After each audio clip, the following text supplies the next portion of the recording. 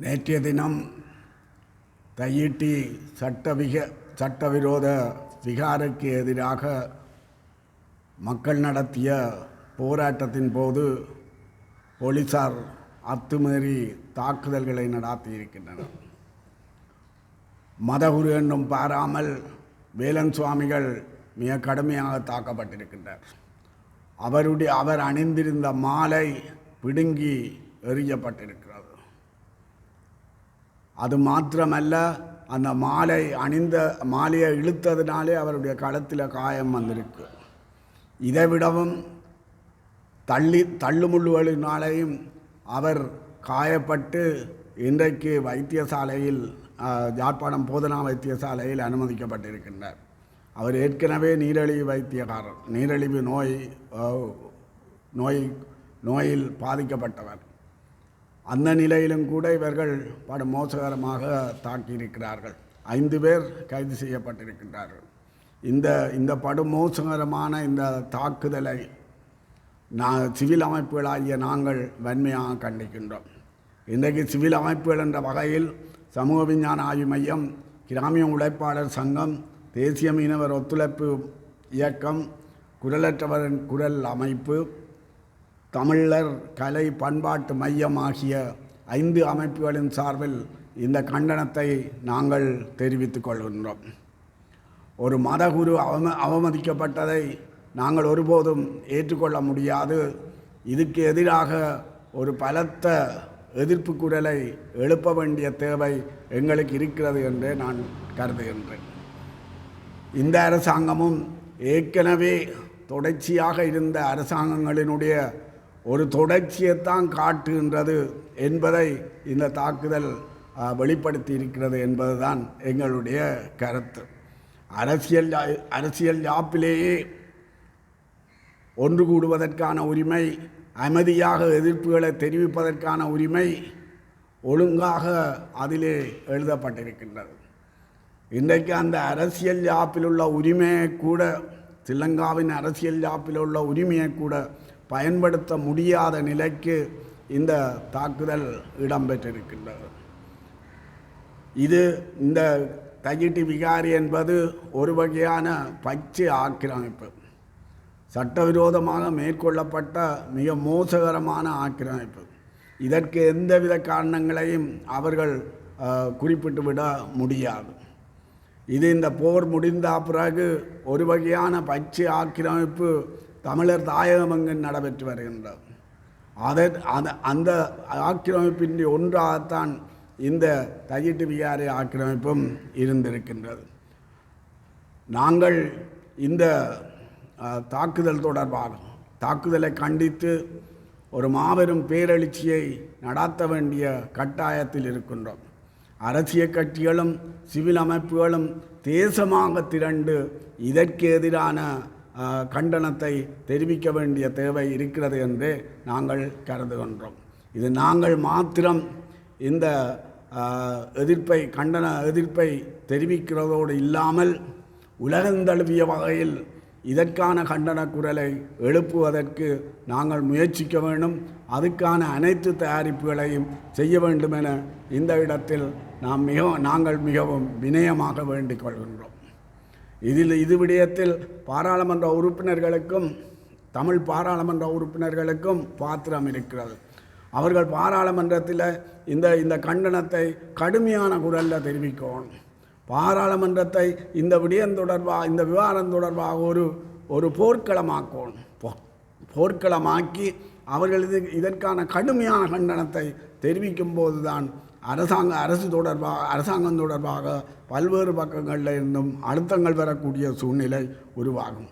நாங்கள் இதனை எவ்வளவு சர்வதேசமயப்படுத்துகிறோமோ அந்த அளவுக்குத்தான் இந்த சர்வதேசமயப்படுத்துவதன் அடிப்படையில் தான் நாங்கள் இந்த ஆக்கிரமிப்பை ஒரு உலகளாவிய வகையில் வெளியில் கொண்டு வந்து இந்த ஆக்கிரமிப்புகள் இனிமேல் நடக்காத வகையில் பாதுகாப்பு ஏற்பாடுகளை செய்து கொள்ளக்கூடியதாக இருக்கும் என்று நாங்கள் கருதுகின்றோம். ஆகவே இந்த கண்டன எதிர்ப்பை தெரிவிக்குமாறு தமிழ் மக்கள் மத்தியில் செயற்படுகின்ற அரசியல் கட்சிகள், சிவில் அமைப்புகளை நாங்கள் வினயமாக கேட்டுக்கொள்கின்றோம். வணக்கம். முருகையா கோமகன், குரலற்றவன் குரல் அமைப்பினுடைய ஒருங்கிணைப்பாளர். வெளிவடக்கு பிரதேச சபையினுடைய தீர்மானத்துக்கு அமைவாக உள்ளூராட்சி மன்றங்களினுடைய மக்கள் பிரதிநிதிகளால் மேற்கொள்ளப்பட்ட தீர்மானத்துக்கு அமைவாக சட்டவிரோதமாக விகாரை அமைக்கப்பட்ட விடயத்தினை ஒரு பெயர் பலகை ஒன்றை நாட்டுவதற்காக மக்கள் திரட்சியோட அமைதி வழியில் ஒரு ஜனநாயக ரீதியான இந்த செயற்பாடு நடந்த இடத்தில் ஒரு அமைதியின்மையை போலீஸார் ஏற்படுத்தி இந்த ஜனநாயக வீதியில் அமைதியான முறையில் போராட்டத்தில் ஈடுபட்டு கொண்டிருந்த செயற்பாட்டாளர்கள் மிகவும் மிலேச்சத்தனமான முறையில் கைது செய்யப்பட்டு தாக்குதல் நடத்தப்பட்ட சம்பவத்தை குரலற்றவன் குரல் அமைப்பினராகி நாம் வன்மையாக கண்டிக்கிறோம். இது திட்டமிட்ட வகையில் நடத்தப்பட்டிருக்கிறது. குறிப்பாக வேலன் சுவாமி அவர்கள் தாக்கப்பட்டிருக்கிறார். அவர் தாக்குதலுக்கு உள்ளாக்கப்பட்டு இன்றைக்கு வைத்தியசாலையில் அனுமதிக்கப்படுற அளவுக்கு இந்த சம்பவம் மிகவும் கொடூரமான சம்பவமாக காட்டப்பட்டிருக்கிறது. இது தொடர்பாக அவருக்கு தாக்குதலை மேற்கொண்ட இந்த சட்டத்தின் காவலர்கள் என்று சொல்லப்படுகின்ற இந்த போலீசார் உடனடியாக கைது செய்யப்பட வேண்டும். உரிய விசாரணைகள் நடைபெற்று இவ்வாறான சம்பவங்கள் இடம்பெறாத வகையில் இதுக்குரிய நடவடிக்கை எடுக்கணும் என்றதை நாங்கள் கோரி நிற்கின்றோம். இந்த அரசு கடந்த கால அரசுகள் போல் இந்த அரசும் அதே முகத்தை இன்றைக்கு வெளிப்படுத்தி நிற்கிறது.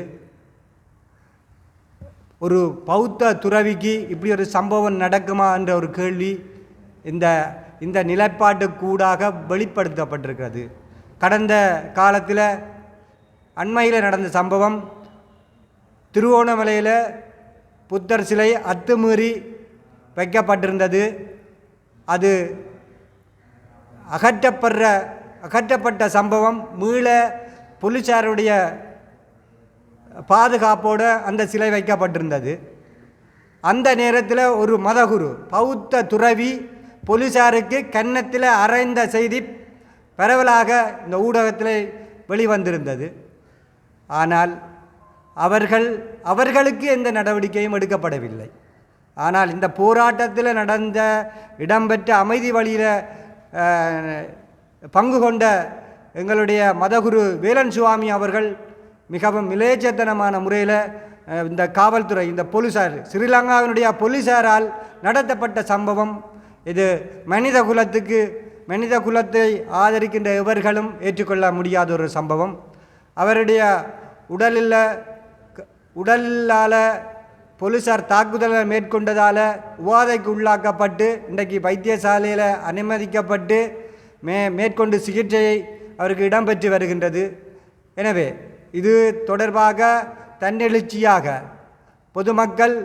மக்கள் சார்ந்த பிரதிநிதிகள் கட்சி பேதம் அரசியல் கடந்து ஒருமித்து இதுக்குரிய நியாயத்தை கோரி நிற்க வேண்டிய ஒரு காலத்தின் கட்டாயத்தில் நிற்கின்றோம். எனவே ஜனநாயக முறையில் இடம்பெறுகின்ற இந்த போராட்டத்தை மீண்டும் இரும்பு கரங்கொண்டு அடக்கி ஒடுக்கி நசுக்கின்ற இந்த செயற்பாட்டை நாங்கள் பார்த்து கொண்டு இல்லாமல் இதனை வன்மையாக கண்டித்து கொண்டு தொடர்ந்து நாங்கள் மக்கள் திரட்சியாக இந்த போராட்டத்தை முன்னெடுக்க வேண்டிய ஒரு சூழலுக்குள்ள நாங்கள் மீண்டும் தள்ளப்பட்டிருக்கிறோம் என்பதனை இந்த நேரத்தில் கூறிக்கொள்கிறோம். நன்றி.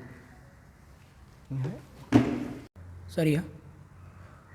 வணக்கம். என்னுடைய பேர் நாகமுத்து இன்பநாயகம். நான் கிராமிய உழைப்பாளர் சங்கம் மற்றும் தேசிய மீனவ ஒத்துழைப்பு இயக்கத்தை பிரதிநிதித்துவப்படுத்தி இங்கே கலந்து கொண்டிருக்கின்றேன். குறிப்பாக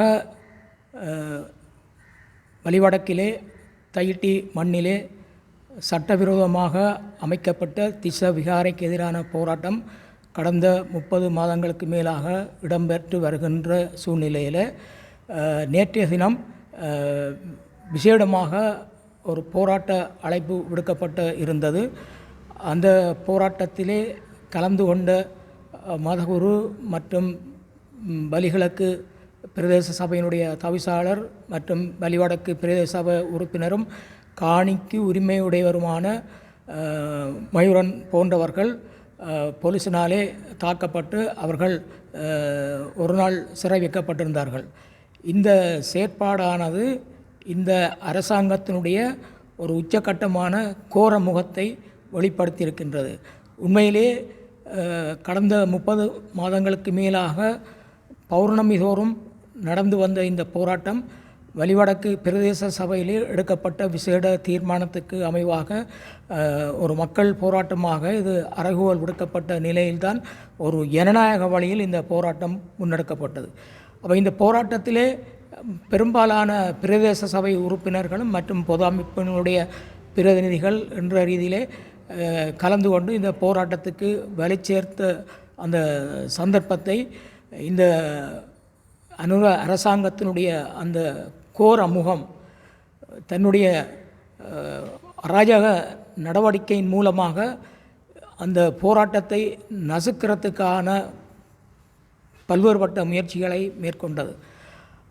இந்த போராட்ட அடக்குமுறையானது இந்த 30 வருட காலத்திலேயும் இடம்பெறாத ஒரு உச்சக்கட்டமான அராஜக நடவடிக்கையாக நாங்கள் அவதானிக்கக்கூடியதாக இருக்கின்றது. கடந்த 30 மாத போராட்டங்களிலே பெரும்பாலான போராட்டங்களிலே நானும் கலந்து கொண்டிருக்கின்றேன். அந்த வகையிலே நேற்றைய தினமும் கலந்து கொண்ட ஒரு சூழ்நிலையில் இந்த சம்பவத்துக்கு பிற்பாடு தான் நான் அந்த போராட்டத்திலே கலந்து கொண்டேன். அதுக்கு பிற்பாடும் போலீஸினுடைய அடாவடித்தனங்களை நாங்கள் கண்கூடாக பார்க்கக்கூடியதாக இருந்தது. ஆகவே இந்த அரசாங்கத்தினுடைய இந்த செயற்பாடு எங்களுக்கு தெளிவாக ஒரு செய்தியை வெளிப்படுத்தி இருக்கின்றது. அதாவது எந்த ஒரு ஆட்சியாளர்கள் அது இடதுசாரித்துவ கருத்தோடையோ அல்லது இடதுசாரி முகத்தோடையோ வந்தாலும் அவர்கள் இந்த இனவாத சகதிக்குள் தான் தங்களுடைய ஆட்சியை செய்வார்கள் என்றதுக்கு இது ஒரு சிறந்த உதாரணம். அந்த வகையில் இந்த அனுர அரசாங்கம் என்னதான் இடதுசாரி கருத்துவாக இருந்தாலும் இடதுசாரி முகமாக இருந்தாலும் நேற்றைய தினம் அதனுடைய உச்சக்கட்டத்தை நாங்கள் பார்க்கக்கூடியதாக இருக்கின்றது. ஆகவே இதில் இந்த ஆட்சியாளர்களுக்கு வக்காலத்து வாங்குறவர்களும் சரி அல்லாட்டிக்கு அவர்களுக்கு குடைபிடிக்கின்ற பொது அமைப்புகளும் சரி அல்லது அவர்களுக்கு வாக்களித்தவர்களும் சரி இந்த யதார்த்தத்தை புரிந்து கொள்ளணும். எவ்வாறு தான் இனிப்பாக கருத்துக்களை அவர்கள் பேசினாலும் அந்த சிங்கள பௌத்த பேரினவாத ஆட்சிக்குள்ளே தான் அவர்கள் இருப்பார்கள் என்றது இந்த நடைமுறை எங்களுக்கு உணர்த்துகின்றது. உண்மையிலே கடந்த ஜனாதிபதி தேர்தலிலே அனுரா போட்டியிடுகின்ற காலத்திலே நாங்கள் எல்லா ஆட்சியாளர்களையும் விட இந்த அனுர அரசாங்கம் மிக ஆபத்தானது தமிழ் மக்களுக்கு என்று சொல்லி நாங்கள் எங்களுடைய கருத்துக்களை சமூக வலைத்தளங்களிலே பதிவிட்டிருந்தோம். அந்த வகையிலே இந்த அரசாங்கம் அதற்கு சாட்சியம் கூறுகின்ற வகையிலே நேற்றைய தினம் அமைந்திருக்கின்றது. ஆகவே நாங்கள் சிங்கள பௌத்த பேரினவாதம் என்ற அடிப்படையில் யார் ஆட்சிக்கு வந்தாலும் எங்களுடைய உரிமைகள் அடக்கப்படுகின்றன, எங்களுடைய போராட்டங்கள் நசுக்கப்படுகின்றது. இதைத்தான் மக்கள் தெளிவாக புரிந்து எதிர்காலத்திலே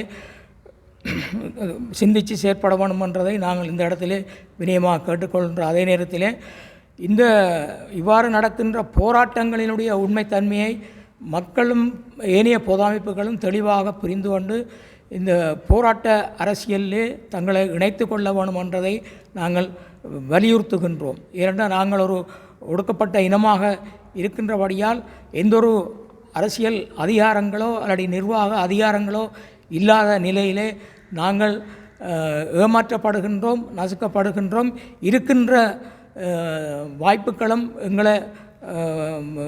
எங்களிடமிருந்து பறிக்கின்ற ஒரு நிலைமை தான் காணப்படுகின்றது. அண்மைய நாட்களிலே திருவண்ணாமலையில் நடந்த சம்பவம் கூட நாங்கள் கையறு நிலையிலே இருக்கின்றோம். இதனாலே படிப்படியாக எங்களுடைய நிலங்களையும் வளங்களையும் உரிமைகளையும் இழந்து கொண்டிருக்கின்றோம்.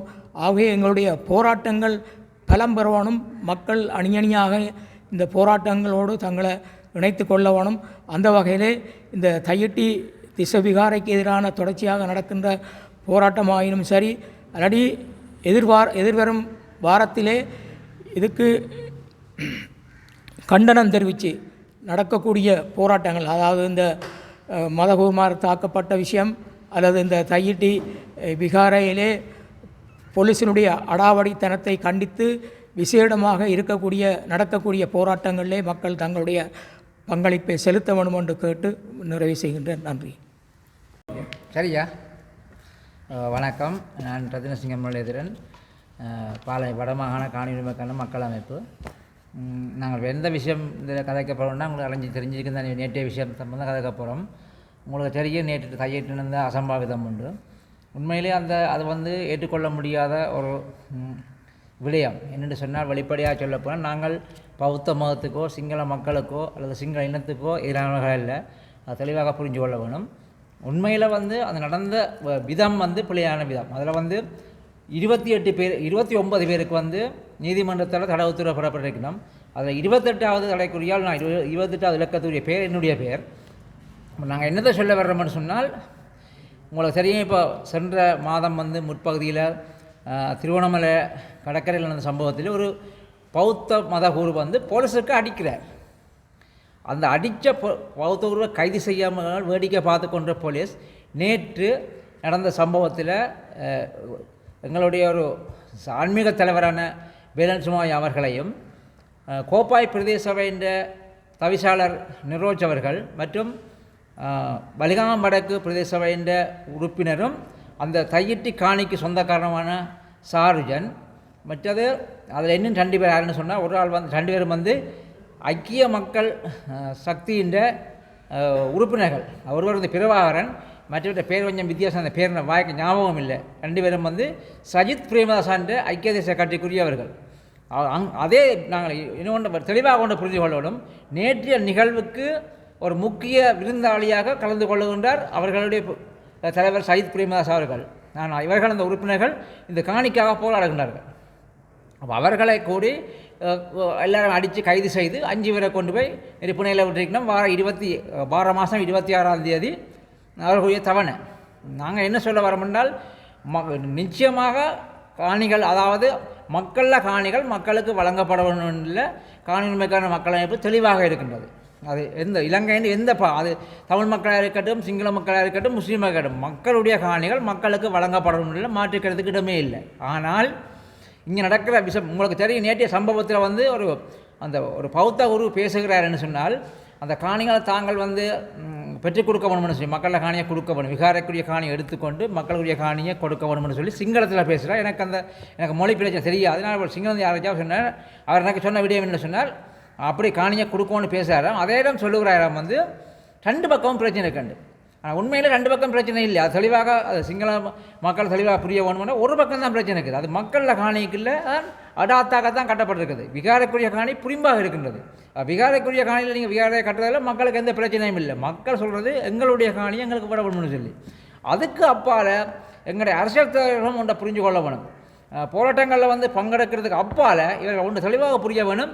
2013ஆம் ஆண்டு 5ஆம் மாதம் 28ஆம் தேதி கிட்டத்தட்ட 6427 ஏக்கர் சுவீகரிப்பதாக அரசாங்கம் வர்த்தமானி கிளறி. ஆனால் சட்டப்படி அந்த காணி உரிமையாளர்களுக்கு அந்த கடிதம் அனுப்பப்படவில்லை. அவர் தாங்கள் சுவீகரித்ததாக வர்த்தமானில் கெசட் பண்ணப்பட்டிருக்குது. அப்போ அந்த கெசட்டை விட்ரோ பண்ணுறதுக்கான ஏற்பாடையும் இந்த அரசத்தில் இதுவரைக்கும் அறிஞ்சையில் 10 வருஷம் கடந்தும் அதை பற்றி சிந்தனையே இல்லை, அவருக்கு கதைக்கே இல்லை. அதில் தெளிவாக அவர்கள் கூட அந்த கெசட்டை மீளப்பெற வேணும். இப்போ ஒரு மக்களில் அனுமதி இல்லாமல் மக்களில் ஒரு காணி சுவீகரிக்கிறதுனா சொன்னால் சில சட்டத்திட்டங்கள் இருக்குது. அந்த மக்களுக்கு அறிவிக்க வேணும், அந்த பப்ளிக் நோட்டீஸ் போடணும். எதுவுமே செய்ய இல்லை. எதுவுமே செய்யாமல் தான் காணி சுவீகரிக்கப்பட்டிருக்குது. அப்போ அதை சுவீகரிப்பாக நாங்கள் ஏற்றுக்கொள்ள முடியாது. ஆனால் வர்த்தமானில் பிரசரிக்கப்பட்டிருக்கு. அந்த வர்த்தமானி பிரசரிப்பை நாங்கள் அதில் மீளப்படுறதுக்கான இந்த அரசியல் தலைவர்கள் கட்டாயம் செயற்பட்டிருக்கணும். ஆனால் உண்மையில் அந்த தையிட்டி காணி மக்களுக்குரிய காணி விடணும், அதை மாற்றிக்கிறது. அதே போல் தையிட்டில் இராணுவ வைத்தியசாலை கட்டப்பட்டு கொண்டிருக்குது. உங்களுக்கு தெரியும் இல்லை. வலிகாமம் வடக்கில் இன்றைக்கு யாழ்ப்பாணம் மாவட்டத்தில் 2647 ஏக்கர் காணி, 54 ஏக்கர் காணி வலிகாமம் வடக்கில் தான் இருக்கிறது. வலிகாமம் வடக்கில் அநேகமாக கூடுதலாக படைகள்லாம் வச்சுருக்கு. இராணுவம் வச்சிருக்குது, நேவி வச்சிருக்குது, ஏர்போர்ஸ் வச்சிருக்குது. இன்றைக்கு மக்களில் காணிகளில் தோட்டம் செய்து சோளங்கள் மக்களுக்கு விற்கப்படுது. இன்றைக்கு வடக்கில் காணிகளில் மக்களில் காணிகள் மக்களுக்கு வழங்கி மக்களிலிருந்து காணிகளிலிருந்து இராணுவம் அகற்றப்பட வேண்டும் என்றது காணி உரிமைக்கான மக்களுக்கு தெளிவாக இருக்கின்றது. அப்போ ஆகையால் நாங்கள் சொல்கிறோம் என்றால் இந்த போராட்டம் தொடரும், இந்த போராட்டம் தொடர வேணும். நாங்கள் வன்மையாக கண்டிக்கணும். காணி உரிமைக்கான மக்களாக பண்ணுற ரீதியில் நாங்கள் வன்மையாக நேற்றைய சம்பவத்தை கண்டிக்கணும். போலீஸுக்கார் போலீஸ் பிழையான முறையில் வந்து தவறான முறையில் அவர்களை வழக்கில் பதிவு செய்து தான் காவல்துறை தவறான வழக்கில் பதிவு செய்து தான் நீதிமன்றத்தை முற்படுத்தியிருக்கணும். அப்போ இந்த வகையில் அது நாங்கள் வன்மையான கண்டனம், அவர் பொலிசுக்காரருக்கு வன்மையான கண்ணை தெரிவிக்கணும். இப்படியான செயல்கள் நடக்கக்கூடாது. ஆனால் வருகின்ற 3ஆம் தேதி, எதிர்வரும் 3ஆம் தேதியும் ஒரு புத்தர் சிலை வைப்பதாக சில ஒரு தகவல்கள் கிடைத்திருக்கின்றது. ஆனால் அது உண்மை என்று தான் நாங்கள் நினைக்கிறோம். ஆனால் நேற்று பொலிசுகளும் அது அப்படி இல்லைன்னு சொல்லி, ஆனால் அதுக்கான சில ஆவணங்களும் உங்கள்கிட்ட கிடைக்கப்பட்டிருக்குது. ஆனால் நிச்சயமாக அவர்கள் கண்டிப்பாக 3ஆம் தேதி சில வைப்பார்கள். ஆனால் 3ஆம் தேதி போராட்டத்துக்கும் நேற்றைய விட பெரும்பாலான மக்கள் கலந்து கொள்ள வேண்டும். பொதுவாக இது வந்து மக்கள் போராட்டமாக்கி எந்தவித கட்சி வேறுபாடும் இல்லாமல் மக்கள் அனைவரும் கலந்து கொண்டு இந்த மக்களில் காணிய 18 பேருக்கு சொந்தமான 16 பேர் உறுதி வச்சிருக்கிறேனும் அதில் 2 பேருக்கு சொரியில் பங்காக இருக்கின்றது, 16 பேர் தனியாக உறுதி வச்சிருக்கிறது. ஆகையால் அந்த காணியை பெற்றுக் கொடுக்கறதுக்கு நாங்கள் அனைவரும் தொடர்ந்தும் பாடுபட வேணும். அதே நேரம் அந்த காணியும் விடுவிக்கப்பட வேண்டும் என்று நாங்கள் தெளிவாக கேட்டுக்கொள்வோம். அந்த மக்கள் போராட்டம் தொடர்ந்து கொண்டே இருக்கின்றதை தெளிவாக தெரிவித்துக் கொள்வோம்.